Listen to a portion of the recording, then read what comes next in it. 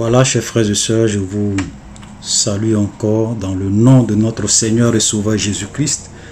Nous allons continuer notre étude chapitre par chapitre du livre de Matthieu. Donc aujourd'hui, nous allons commencer le chapitre 10. Matthieu chapitre 10, à partir du verset 1er. Puis, ayant appelé ses 12 disciples, il leur donna le pouvoir de chasser les esprits impurs, de guérir toute maladie et toute infirmité. Voici les noms des 12 apôtres. Le premier, Simon, appelé Pierre, André son frère, Jacques, fils de Zébédée, Jean son frère, Philippe et Barthélemy, Thomas, Matthieu le publicain, Jacques fils d'Alphée, Dathée, Simon le Cananite et Judas l'Iscariote qui livra Jésus. Et donc, quand nous lisons ce passage, nous voyons que Jésus va appeler ses 12 disciples et il va les envoyer en mission. Mais avant de les envoyer en mission, il va leur donner le pouvoir de chasser les démons, le pouvoir de guérir toute maladie et toute infirmité. Ça, c'est très important. C'est-à-dire que quand vous voulez servir Dieu, vous devrez vraiment vous attendre à ce que le Seigneur vous donne le pouvoir d'accomplir ce pourquoi il vous a appelé. Vous devrez vous attendre à ce que le Seigneur vous remplisse de son Esprit Saint pour que vous soyez capable d'accomplir ce pourquoi il vous a appelé. Si vous vous lancez dans l'œuvre de Dieu sans la puissance, sans le pouvoir, sans la plénitude de son esprit, vous allez échouer. Et ça, c'est très important. Donc, le pouvoir de chasser les démons. Et la Bible nous dit, par exemple, dans Luc 10, le verset 19, Jésus dit, « Je vous ai donné le pouvoir de marcher sur les serpents et les scorpions et sur toute la puissance de l'ennemi, et rien ne pourra vous nuire. » Ça veut dire que tout véritable chrétien a le pouvoir de marcher sur les serpents et les scorpions, a le pouvoir de marcher sur le diable et les démons. Ça, c'est très important. Maintenant, il faut faire beaucoup attention. Parce que ce n'est pas n'importe qui peut dire à un démon, au nom de Jésus, sors. Et puis le démon va partir. Non. Parce que ce n'est pas le fait que tu dis, au nom de Jésus, esprit mauvais, sors. Ce n'est pas ça qui va faire que l'esprit va partir. Si vous vivez une vie de péché, si vous vivez dans le péché, même si vous dites à un esprit de sortir 10 000 fois, il ne va pas sortir. Pourquoi? Parce que vous vivez dans le péché. Regardez, il y a une histoire très intéressante que nous allons lire qui s'est passée concernant des Juifs qui avaient essayé de chasser des démons dans la vie d'une personne alors qu'ils n'étaient pas réellement de vrais chrétiens, de vrais enfants de Dieu. Et cette histoire se trouve dans Actes, le chapitre 19, le verset 13. Nous allons lire, c'est vraiment intéressant. La Bible nous dit que quelques exorcistes juifs ambulants essayaient d'invoquer sur ceux qui avaient des esprits malins le nom du Seigneur Jésus en disant, voilà ce qu'ils vont dire, ces juifs-là, ils vont essayer de chasser des esprits malins au nom de Jésus et ils vont dire, je vous conjure par Jésus que Paul prêche. Donc ils vont dire aux esprits, sortez, je vous conjure de sortir au nom de Jésus que Paul prêche. Et la Bible dit que ceux qui faisaient cela étaient 7 fils de Séva, juifs, l'un des principaux sacrificateurs. L'esprit malin leur dit, donc le démon qui possédait la personne va leur dire, je connais Jésus, je sais qui est Paul, mais vous, qui êtes-vous? Qui êtes-vous? Et l'homme dans lequel était l'esprit malin s'élança sur eux, se rendit maître de tous d'eux et les maltraita de telle sorte qu'ils s'enfuient de cette maison nus et blessés. Donc ils vont aller chasser un esprit dans la vie d'une personne. Et ce qui va se passer, c'est que les esprits vont les botter, vont les maltraiter, vont les blesser et ils vont fuir de cette maison. Donc, quand quelqu'un va chasser un démon, un esprit, il faut que toi-même tu sois dans les conditions, que tu sois quelqu'un qui marche dans une nouveauté de vie, que tu sois un véritable chrétien, quelqu'un qui marche dans la sainteté, dans la pureté. Sinon, l'esprit ne va pas partir. Frère, c'est pour cela que quand vous cherchez la délivrance et que vous avez peut-être, vous vous rendez compte qu'il y a des esprits dans vos vies qui vous fatiguent, mais vous avez des parents qui sont possédés par des esprits, des démons qui les tourmentent et que vous cherchez leur délivrance, allez-y voir des hommes de Dieu qui sont réellement des hommes de Dieu. Allez-y voir des serviteurs de Dieu qui sont réellement des serviteurs de Dieu, qui sont irréprochables, qui mènent une vie de sainteté, une vie de pureté. Si vous ne faites pas ça, vous allez vous fatiguer parce que ces pasteurs-là vont aller jouer avec vous, mais vos démons ne vont jamais partir. Voilà une vérité que beaucoup de personnes ignorent. C'est pas, parce que ce n'est pas n'importe quel homme de Dieu qui peut dire à un esprit, il faut sortir, et puis l'esprit va sortir. Ce n'est pas n'importe quel homme de Dieu qui peut chasser un démon, un esprit dans la vie d'une personne. Voilà un exemple. Voilà des gens qui sont allés chasser des démons. Eux-mêmes, ils n'étaient pas des chrétiens. Ils ne vivaient pas une bonne vie. Et les démons vont leur dire, mais Jésus, nous on sait qui est Jésus. L'apôtre Paul, on sait qui est Paul. Vous voyez, même Paul, les démons dans le spirituel savaient qui est Paul. Tout véritable enfant de Dieu, tous les démons savent qui sont les véritables enfants de Dieu. Quand un démon voit un enfant de Dieu, c'est que lui là c'est un enfant de Dieu. Ils savent. Quand tu es aussi un faux chrétien, quand un démon aussi te voit, c'est que tu es un faux chrétien. Donc tu ne le ferais même pas. Donc si tu veux vous venir dire, sors au nom de Jésus, sors au nom de Jésus, sors au nom de Jésus, le démon ne va même pas sortir. Il est serein. Parce qu'il sait que la personne qui veut le chasser au nom de Jésus, lui-même là, il vit dans le péché. Il n'a même pas la puissance de Dieu. Il n'a même pas le pouvoir de Jésus. C'est un plaisantin. Parce qu'il mène une double vie. C'est pour cela que souvent vous allez voir des hommes de Dieu, ils prient pour vous. Rien ne se passe. Pourquoi? Parce qu'ils mènent une double vie. Ce n'est pas des vrais hommes de Dieu. Donc quand les démons les voient spirituellement, ils ne sont pas effrayés. Ils vont crier, ils vont crier, ils vont crier, ils vont crier. Mais les démons sont sereins. Ils ne sortent pas. Voilà, donc quand vous cherchez la délivrance, allez voir un homme de Dieu qui est réellement un homme de Dieu. Voilà, sinon vous allez perdre votre temps. Alléluia, voilà un exemple. Donc ici, Jésus va appeler ses disciples et il va leur donner le pouvoir de chasser les esprits impurs et de guérir toute maladie. Le pouvoir. Tout véritable enfant de Dieu a le pouvoir de chasser les démons. Alléluia. Voilà donc. Et nous avons vu le nom des 12 apôtres auxquels le Seigneur va donner le pouvoir de chasser les esprits et le pouvoir de guérir les malades et qu'il va envoyer. Verset 5, il est dit, tels sont les 12 que Jésus envoya après leur avoir donné les instructions suivantes.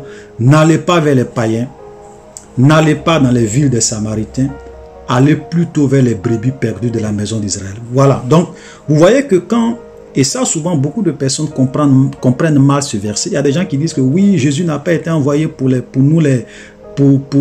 Jésus a été envoyé uniquement que pour les Juifs, parce que voilà un verset où Jésus dit à ses disciples, allez plutôt vers les brebis perdues de la maison d'Israël.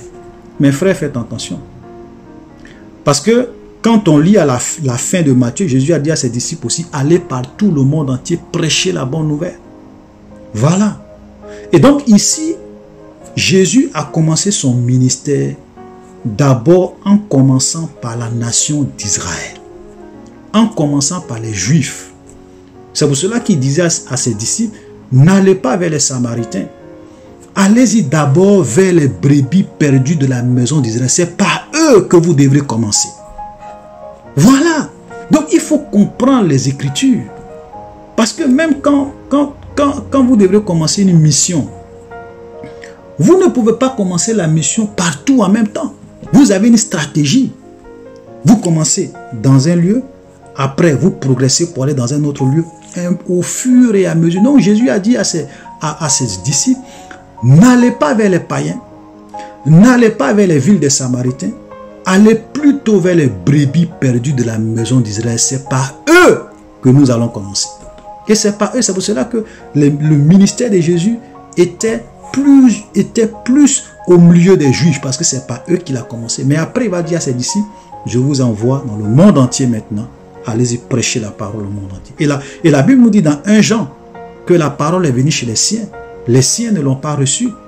Voilà, mais à tous ceux qui l'ont reçue, elle a donné le pouvoir de devenir enfants de Dieu. Donc il faut bien comprendre ça. Allez prêcher et dites, verset 7, le royaume des cieux est proche. Guérissez les malades, ressuscitez les morts, purifiez les lépreux, chassez les démons. Vous avez reçu gratuitement, donnez gratuitement, ne prenez ni or, ni argent, ni monnaie dans votre ceinture, ni sac pour le voyage, ni deux tuniques, ni souliers, ni bâton, car l'ouvrier mérite son salaire. Alléluia. Dans quelques villes ou villages que vous entrez, informez-vous s'il s'y trouve quelques hommes dignes de vous recevoir et demeurez chez lui jusqu'à ce que vous partiez. Donc là, nous voyons en quoi vraiment consistait la mission des disciples. Jésus leur a dit, allez-y prêcher et dites, le royaume des cieux est proche. Donc c'est ça le message, le véritable message. C'est que nous devons prêcher aux gens le royaume des cieux. Nous devrons prêcher aux gens le salut en Jésus. Ce n'est pas les miracles que nous prêchons. Ce n'est pas les résurrections que nous prêchons. Ce n'est pas les guérisons qu'on prêche. Le message, ce n'est pas guérir les gens. Le message, ce n'est pas ressusciter les morts. Le message, ce n'est pas faire des miracles. Le message que les gens doivent prêcher, c'est quoi? Allez, dites-le que le royaume des cieux est proche. Nous devons prêcher le royaume des cieux. Le salut en Jésus pour que lorsque les gens meurent, qu'ils puissent vraiment entrer dans le royaume des cieux. Parce que nous sommes étrangers et voyageurs sur cette terre. Nous allons quitter ce monde un jour. Mais où est-ce que nous allons passer l'éternité? Voilà ce qui est important. Mais aujourd'hui, qu'est-ce qu'on voit? Les gens mettent l'accent sur les miracles. Les gens mettent l'accent sur les prophéties. Les gens mettent l'accent sur les guérisons. Mais Jésus n'a pas envoyé ses disciples pour ça. Les miracles et les guérisons sont là pour confirmer le message. Accompagne le message. Soutient le message. Les miracles et les guérisons accompagnent. Mais les miracles et les guérisons, ce n'est pas ça le message. Voilà la confusion aujourd'hui que les gens font dans l'église. Au lieu de présenter le royaume des cieux, au lieu de parler du salut, au lieu de parler de Jésus, au lieu de parler du royaume des cieux, les gens viennent parler des miracles, des prophéties, C'est malheureux, frère. C'est vraiment malheureux. Voilà. Frère, faisons beaucoup attention. Parce que si vous allez par exemple dans un village, imaginez que vous allez dans un village où les gens n'ont jamais entendu parler de Jésus. Et puis vous leur dites qu'il y a 2000 ans de cela, Dieu dans son amour a envoyé son fils. Il est venu, il a fait des miracles, il a fait des guérisons, il a prêché la bonne nouvelle pour que nous puissions croire en lui pour être sauvés. Et puis, il a été crucifié à la croix et le 3e jour, il est ressuscité. Les gens vont dire, mais toi, tu es malade. Les gens ne vont pas croire, ils vont dire, mais ce gars, il est fou. Ce que tu nous dis là, c'est du mensonge. Et puis maintenant, après avoir prêché le message, tu leur dis, envoyez-moi les malades. Et tu commences à guérir les malades. Tu commences à ressusciter des morts. Tu commences à faire des prodiges. Eux-mêmes, quand ils vont voir les prodiges, ils vont dire, waouh, attends. Mais si le monsieur il est capable de faire ce genre de miracles, c'est que le message qu'il nous a prêché est la vérité. Vous comprenez? Donc les miracles sont là pour confirmer le message, pour soutenir le message. Ça c'est très important. Mais aujourd'hui les gens font la confusion. Donc il faut qu'on soit clair là-dessus. Mais regardez ce que Jésus dit. Il dit, vous avez reçu gratuitement. Donnez gratuitement, ne prenez ni or, ni argent, ni monnaie dans vos ceintures. Vous avez reçu gratuitement, donnez gratuitement. Frère, laissez-moi vous dire aujourd'hui. tous ceux qui vous demandent de l'argent pour prier pour vous, tous ceux qui vous demandent de l'argent pour des miracles, tous ceux qui vous demandent de l'argent pour des guérisons, qui vous demandent des offrandes, qui vous demandent de faire des semences, qui vous demandent d'envoyer des enveloppes pour le prophète avant de prier pour vous, avant de prier pour votre délivrance, avant de faire des prophéties sur vous, laissez-moi vous dire, ce sont des voleurs. Ce sont des escrocs. Ce sont des manipulateurs. Ce sont des faux hommes de Dieu. Voilà le verset qui est clair. Jésus va envoyer ses disciples. Il va leur dire, vous avez reçu gratuitement, donnez gratuitement. Mais pourquoi aujourd'hui, les gens vous forcent à donner l'argent? Les gens vous forcent à faire des offrandes, à venir faire des semences, pour que Dieu vous bénisse, pour que Dieu vous guérisse, pour que Dieu opère des miracles dans vos vies. Frère, je l'ai déjà dit plusieurs fois, Dieu n'a pas besoin de votre argent. Dieu a besoin de votre cœur. Il a besoin de votre vie. C'est votre âme qui l'intéresse, ce n'est pas votre argent. Voilà. Dieu n'est pas un pauvre. Dieu n'est pas un mendiant. Tu ne peux pas le corrompre avec ton argent. Donc tous ces pasteurs qui vous demandent de l'argent pour prier pour vous, ou bien après avoir prié pour vous, qui vous disent non, faites une offrande, donnez quelque chose, vous allez à des croisades, des moments d'évangélisation, les gens vous demandent de l'argent, on vous donne des enveloppes, donnez l'argent, c'est de l'escroquerie, c'est de la manipulation. Dieu n'est pas dedans. Et je vous mets au défi, pour ceux frère, je vous mets au défi, dans les 4 évangiles, montrez-moi un seul verset. Je n'ai pas dit 2. Montrez-moi un seul verset où Jésus allait évangéliser. Jésus est en train de prêcher la parole et il a dit aux gens de donner de l'argent. Montrez-moi un seul verset où Jésus a demandé l'argent à quelqu'un pour prier pour lui. Où Jésus a demandé de l'argent pour chasser un démon. Où Jésus a demandé de l'argent pour opérer un miracle. Frère, je vous mets au défi. Montrez-moi un seul verset dans les 4 évangiles où Jésus a demandé l'argent à quelqu'un. Ça n'existe pas. Toutes les guérisons que Jésus a fait, il n'a jamais demandé 5 francs. Peut-être que ce sont les hommes eux-mêmes, quand ils opèrent des miracles, ils le soutiennent financièrement. Mais lui-même, il n'a jamais dit à quelqu'un, donne-moi l'argent. Viens faire une semence. Viens faire une offrande. Jamais. Jamais dans la Bible. Vous n'allez voir cela. Frère, nous sommes en train de lire tout le livre de Matthieu. Vous allez voir, on est en train de lire, hein, vous allez voir qu'il n'y a aucun passage où Jésus a demandé l'argent à quelqu'un pour prier pour lui, ou bien après avoir prié pour lui, Jésus a demandé l'argent à quelqu'un. Voilà le Jésus que nous adorons, voilà le Jésus que nous suivons.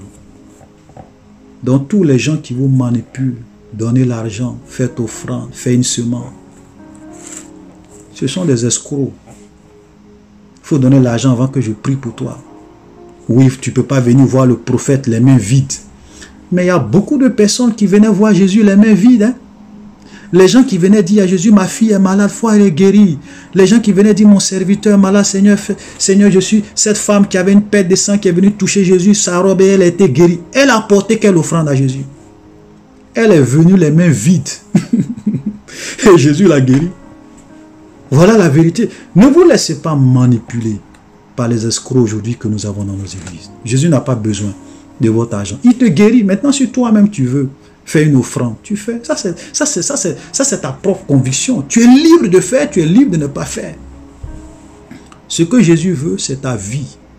Il veut que tu sois sauvé. C'est ton âme qui l'intéresse. Il a même dit un jour, et j'ai plusieurs fois prêché sur ça, il a vu quelqu'un, ce monsieur qui était riche, qui est venu lui demander, Seigneur, que dois-je faire pour avoir la vie éternelle? Vous savez ce que Jésus lui a dit? Il dit, va vendre tout ce que tu as. Il faut donner aux pauvres. Il ne faut pas venir me donner. Il faut donner aux pauvres. Il ne faut même pas venir me donner la dîme. Tu donnes, vends tout ce que tu as, donne-le aux pauvres. Et puis tu viens me suivre. Voilà Jésus. Ce n'est pas le Jésus qu'on vous présente. Ce n'est pas le Jésus qu'on vous présente aujourd'hui dans vos églises. Ce n'est pas pas le même Jésus. Ce qu'on vous présente dans vos églises, c'est un autre Jésus. Ce n'est pas le véritable Jésus. Alléluia. Nous allons continuer. Verset 12. Entrez dans la maison, saluez-la. Si la maison est digne, que votre Père vienne sur elle. Ok, mais si elle n'est pas digne, que votre Père retourne à vous. Lorsqu'on ne vous recevra pas et qu'on n'écoutera pas votre message, votre parole, sortez de cette maison ou de cette ville, secouez la poussière de vos pieds. Je vous le dis en vérité, au jour du jugement, le pays de Sodome et de Gomorrhe sera traité moins rigoureusement que cette ville. Voilà. Donc, vous savez, l'évangile, c'est pas par la force. Voilà. Jésus a dit à ses disciples, je vous envoie. Si vous allez dans une ville, que vous leur prêchez la bonne nouvelle, s'ils ne vous reçoivent pas, ok. Ne forcez pas. Si vous allez dans une maison, les gens ne veulent pas vous recevoir. Ne forcez pas. Vous allez dans une ville, les gens ne veulent pas vous recevoir. Ne forcez pas. Sortez de la ville, sortez de la maison, secouez la poussière de votre pied. Et vous dites, je vous le dis, au jour du jugement, le pays de Sodome et de Gomorrhe sera traité moins rigoureusement que cette ville. C'est pour cela que la dernière fois, je vous disais que même à l'enfer, il y aura différents degrés de punition, différents degrés de souffrance. Tout le monde, c'est vrai que tout le monde sera dans le feu, mais tout le monde ne va pas souffrir de la même manière. Voilà, c'est ça, c'est Jésus qui le dit. Hein. Il dit au jour du jugement, je vous le dis au jour, le pays de Sodome et de Gomorrhe sera traité moins rigoureusement que cette ville qui a refusé de vous écouter, d'écouter la parole. Ça veut dire que leur jugement sera grave par rapport à Sodome et Gomorrhe. Frère, c'est pour cela que quand vous allez prêcher la parole de Dieu, ne vous découragez jamais, ne forcez pas les choses. Si Dieu dispose les gens pour vous écouter, prêchez-les. Si les gens ne veulent pas, secouez la poussière de vos pieds et puis partez. Jésus ne force pas. Jésus n'est pas là pour forcer les gens. Si tu ne m'acceptes pas, je vais te tuer. Non. Non. Le vrai Jésus, l'évangile, quand on lit, Jésus n'a jamais pris les armes. Jésus n'a jamais tué quelqu'un pour forcer quelqu'un à croire en lui. Non. Tu es libre. Tu es libre. Voilà Jésus. Alléluia. Verset 16. Voici, je vous envoie comme des brebis au milieu des loups. Soyez prudents comme des serpents, simples comme les colombes. Mettez-vous en garde contre les hommes, car ils vous livreront aux tribunaux. Ils vous battront de verge dans les synagogues. Vous serez menés à cause de moi devant les gouverneurs, devant des rois, pour servir de témoignage à eux et aux païens. Mais quand on vous livrera ne vous inquiétez ni de la manière dont vous parlerez, ni de ce que vous direz. Ce que vous aurez à dire vous sera donné à leurs mains. Car ce n'est pas vous qui parlerez, c'est l'Esprit de votre Père qui parlera en vous. Le frère livrera son frère à la mort et le père son fils, et les enfants se soulèveront contre leurs parents et les feront mourir. Vous serez haïs de tous à cause de mon nom, mais celui qui persévérera jusqu'à la fin sera sauvé. Quand on vous persécutera dans une ville, fuyez dans une autre. Je vous le dis en vérité, vous n'aurez pas achevé de parcourir les villes d'Israël que le Fils de l'homme sera venu. Le disciple n'est pas plus. Le disciple, ok? Le disciple n'est pas plus que le maître, ni le serviteur plus que son Seigneur. Il suffit au disciple d'être traité comme son maître et au serviteur comme son Seigneur. S'ils ont appelé le maître de la maison Belzébul, à combien plus forte raison appelleront-ils ainsi les gens de sa maison? Quand nous lisons ce passage, ce que le Seigneur veut nous faire comprendre, c'est que un enfant de Dieu et même un homme de Dieu, tout ce que le Seigneur envoie en mission, tous ceux qui acceptent Jésus, doivent s'armer de la pensée de souffrir. La vie chrétienne, ce n'est pas une vie qui est toujours en rose. Vous pouvez souffrir pour votre foi. Les gens peuvent même vous tuer pour votre foi. Voilà, les gens même peuvent vous emprisonner pour votre foi. Et c'est ce qu'il est en train de dire. Il dit à ses disciples, je vous envoie, mais sachez, mettez-vous en garde contre les hommes, car ils vous livreront au tourment, ils vous battront de verge dans les synagogues. Et nous voyons que depuis toute l'histoire de l'Église, beaucoup de chrétiens ont été assassinés. Beaucoup ont été tués, beaucoup ont été maltraités, beaucoup sont morts comme des martyrs. Frère, vous voyez, aujourd'hui, on fait croire aux chrétiens qu'ils doivent être prospères, qu'ils doivent voyager, qu'ils doivent être toujours bénis, ils doivent être dans le confort, ils ne doivent jamais souffrir, arrêter de souffrir. Frère, Paul a dit que c'est par beaucoup de tribulations qu'il nous faut entrer dans le royaume de Dieu. Donc, il peut arriver des moments dans votre vie où les gens vont vous combattre, où les gens vont vous maltraiter, où même les gens même peuvent vous tuer à cause de votre foi. Ça, c'est ce que Jésus est en train de dire à ses disciples. Je vous envoie, mais sachez que ce n'est pas une vie en rose. Ce n'est pas une vie en rose. Il dit le disciple, verset 24, n'est pas plus que le maître, ni le serviteur plus que son Seigneur. Moi, Jésus, regardez tout ce que j'ai subi. J'ai été rejeté. J'ai été combattu. J'ai été condamné. Les gens même m'ont traité de Belzébul, de faux, de serviteur du diable, m'ont traité de tous les noms. Comme vous êtes mes serviteurs, sachez que les gens aussi vont vous traiter comme ça. C'est pour cela que vous allez voir souvent que quand vous êtes dans une ville, que vous êtes un vrai serviteur de Dieu, vous êtes souvent combattu.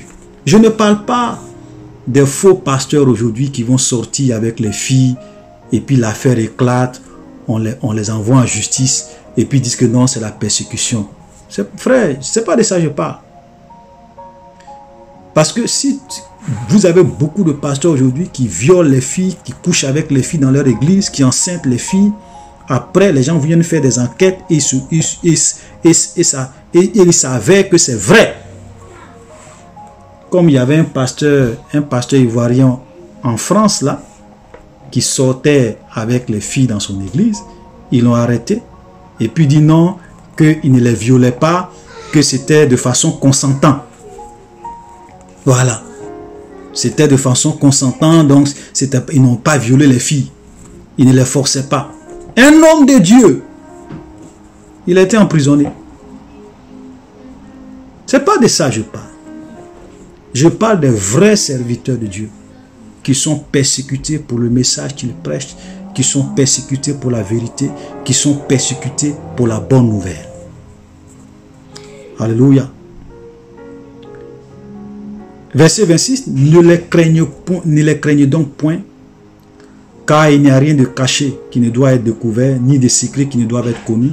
Ce que je vous dis dans les ténèbres, dites-le en plein jour. Ce qui vous est dit à l'oreille, prêchez-le sur les toits. Vous voyez, Jésus est en train de faire comprendre. Il dit, il n'y a rien de caché qui ne doit être découvert. Tout ce que vous faites dans le noir, vous vous cachez devant les pasteurs, vous vous cachez devant les hommes. Vous pouvez vous cacher devant les hommes.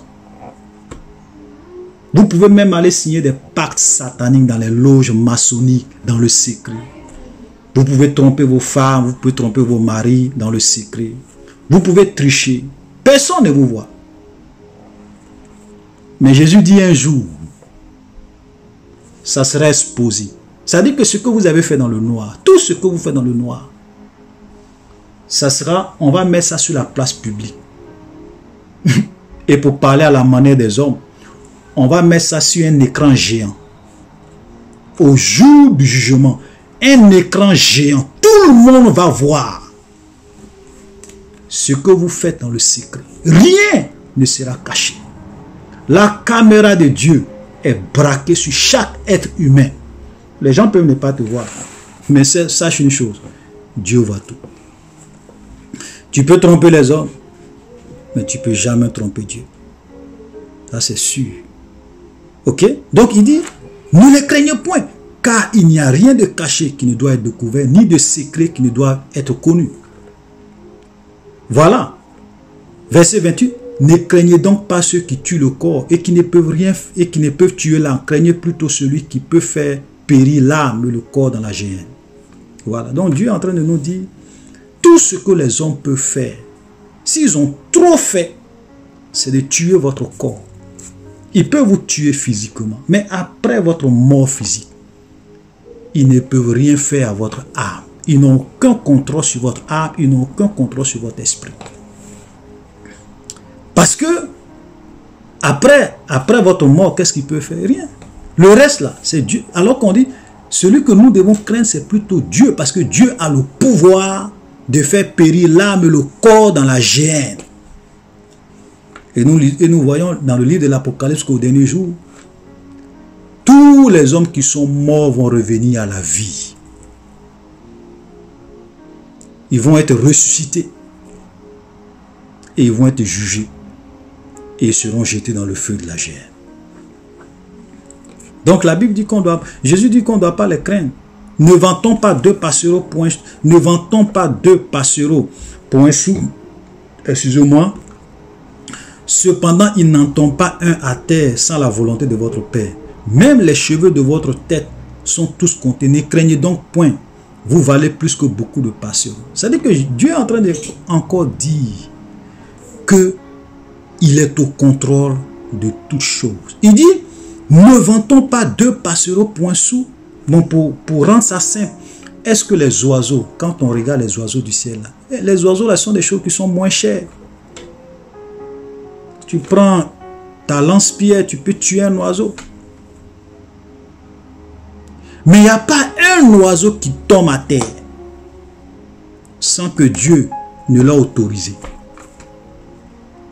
Il n'y a pas un chasseur qui va en brousse pour tuer un animal sans que Dieu ne l'a autorisé. C'est-à-dire que lui va prendre son fusil, il va viser l'animal, puis il va tirer. Il va dire, je l'ai eu. Mais tu l'as eu parce que c'est Dieu qui l'a voulu. Voilà ce que Jésus... Voilà la parabole, voilà l'image que Jésus prend. Pour dire qu'il n'y a rien qui se passe dans ce monde sans que Dieu ne soit informé, sans que Dieu ne l'ait permis. Et il dit, même les cheveux de votre tête sont comptés. Il n'y a pas un seul qui tombe sans que Dieu ne le permette.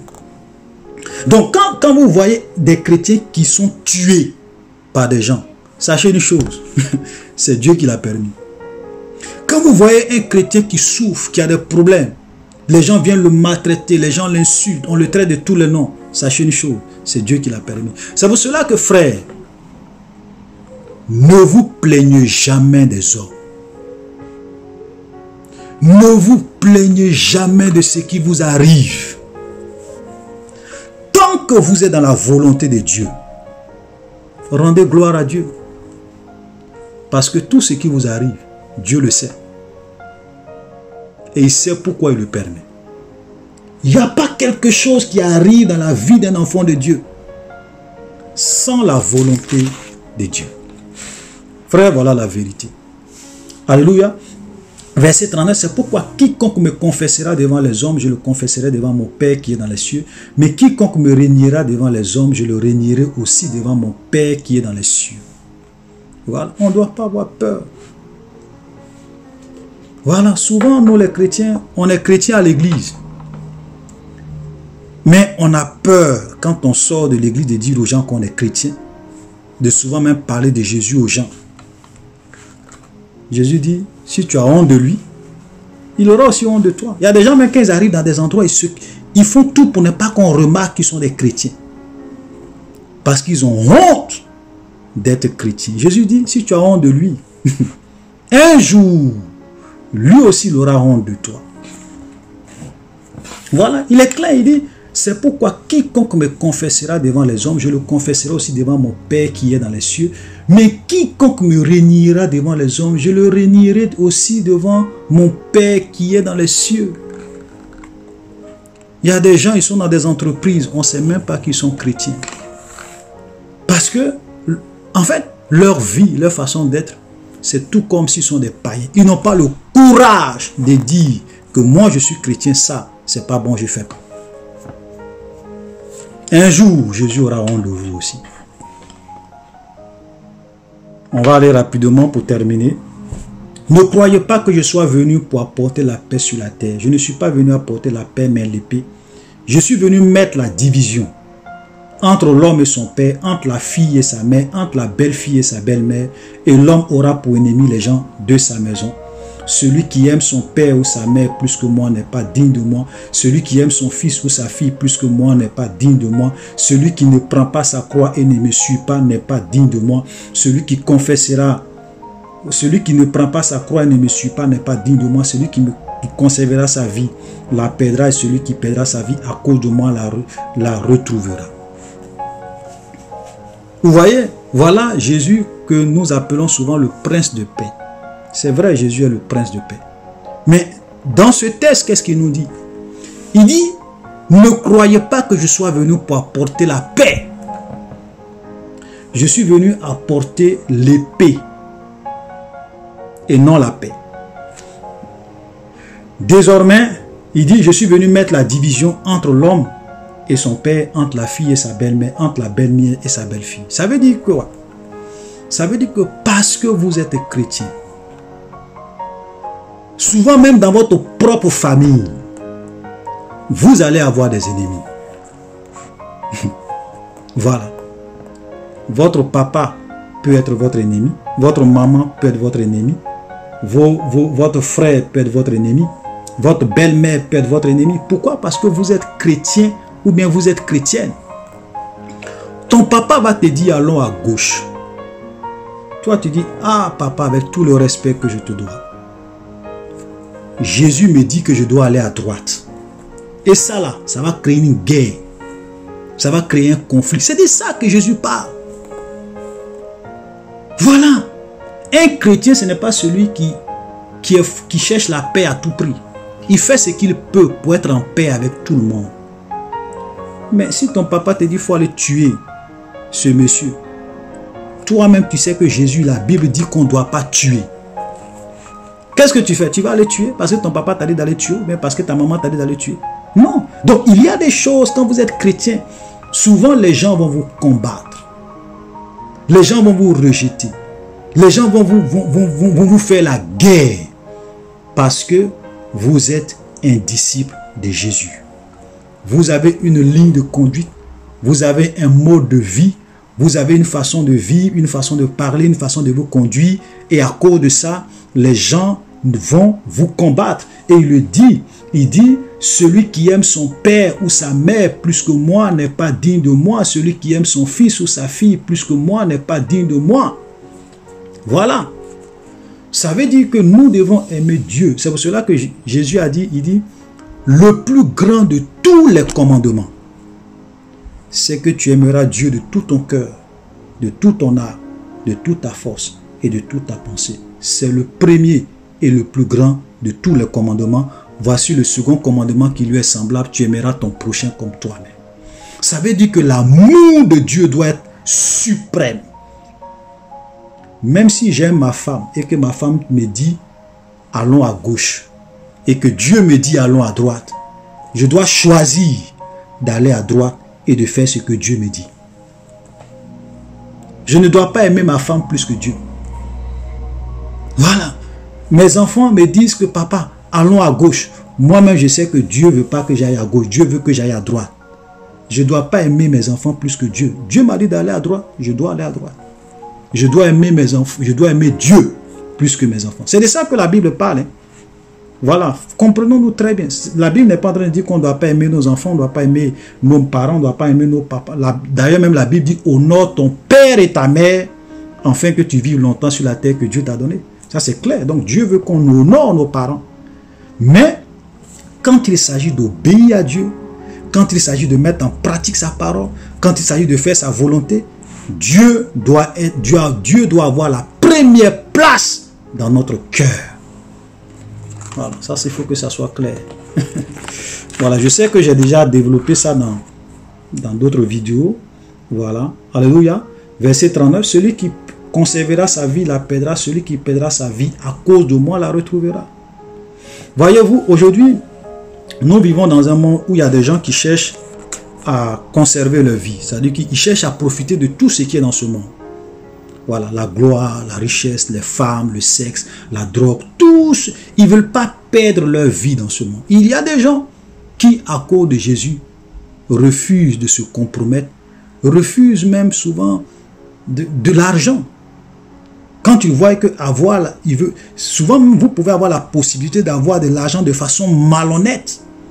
Être un milliardaire, être un millionnaire de façon malhonnête. Souvent vous avez des occasions pour vous enrichir de façon malhonnête. Mais vous dites non, moi je suis Dieu. Je préfère rester pauvre que de m'enrichir de façon malhonnête. Donc, vous êtes en train de perdre votre vie dans ce monde à cause de Jésus. Et Jésus dit, celui qui perd sa vie à cause de moi la retrouvera. Alléluia. On va terminer avec les 3 derniers versets. Verset 40, celui qui vous reçoit me reçoit, celui qui me reçoit celui qui m'a envoyé. Celui qui reçoit un prophète en qualité de prophète recevra une récompense de prophète. Et celui qui reçoit un juste en qualité de juste recevra une récompense de juste.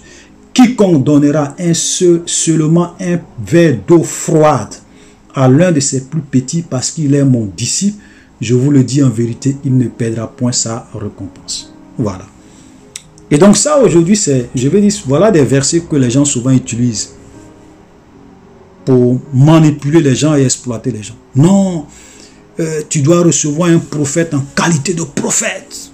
Quand tu vas voir un prophète, il faut lui envoyer de l'argent, faut vraiment, voilà, tu ne dois pas venir voir l'homme de Dieu les mains vides. Frère, faites beaucoup attention. Voilà, parce que ici, là, quand on dit celui qui reçoit un prophète en qualité recevra une récompense de prophète, on n'a pas dit que c'est l'argent. On n'a pas dit que ça allait donner l'argent. Voilà. Nous, en tant qu'enfants de Dieu, nous devons respecter les vrais hommes de Dieu. Nous devrons les honorer. Nous pouvons même les héberger chez nous.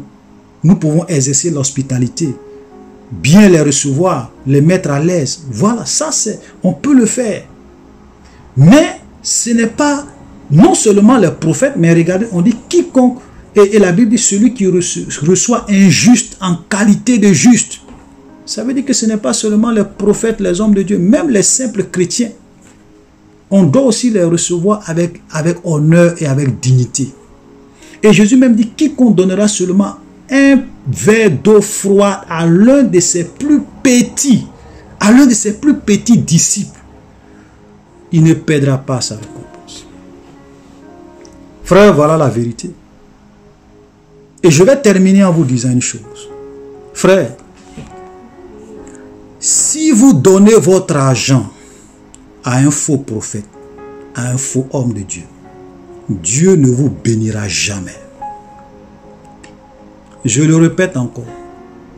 Si vous donnez vos dîmes, si vous donnez vos offrandes, si vous donnez votre argent aux faux prophètes, aux faux hommes de Dieu, pensant que Dieu va vous bénir, Dieu ne vous bénira jamais. Parce qu'un faux prophète est un serviteur du diable. Un faux pasteur est un serviteur du diable. Et Dieu ne bénira jamais ceux qui prennent leur argent pour aller donner aux serviteurs du diable, aux agents de Satan. Et je pense que c'est l'une des raisons qui fait que beaucoup de chrétiens donnent.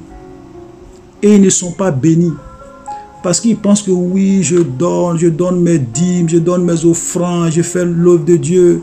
Mais à qui tu donnes ta dîme, à qui tu donnes tes offrandes, à qui tu donnes ton argent? Si c'est un faux pasteur, laisse-moi te dire, Dieu ne va jamais te bénir. Frère, je te dis la vérité. Vous pensez que Dieu va vous bénir si vous prenez votre argent pour aller donner à quelqu'un qui est un franc-maçon, un pasteur qui est un franc-maçon, un pasteur qui est un mystique, un pasteur qui adore le diable et qui dans la journée se fait passer pour un pasteur qui vient faire des miracles mensongers, qui paye les gens pour venir faire du spectacle? Vous pensez que vous allez lui donner l'argent et puis Dieu va vous bénir? Même dans 100 ans, Dieu ne vous bénira pas. Frère, c'est la vérité. C'est pour cela que quand vous êtes un enfant de Dieu, avant de donner vos offrandes, cherchez les vrais hommes de Dieu pour leur donner vos offrandes. Cherchez les vrais serviteurs de Dieu pour leur donner vos offrandes. Voilà la vérité. On va s'arrêter là. Shalom et à la prochaine.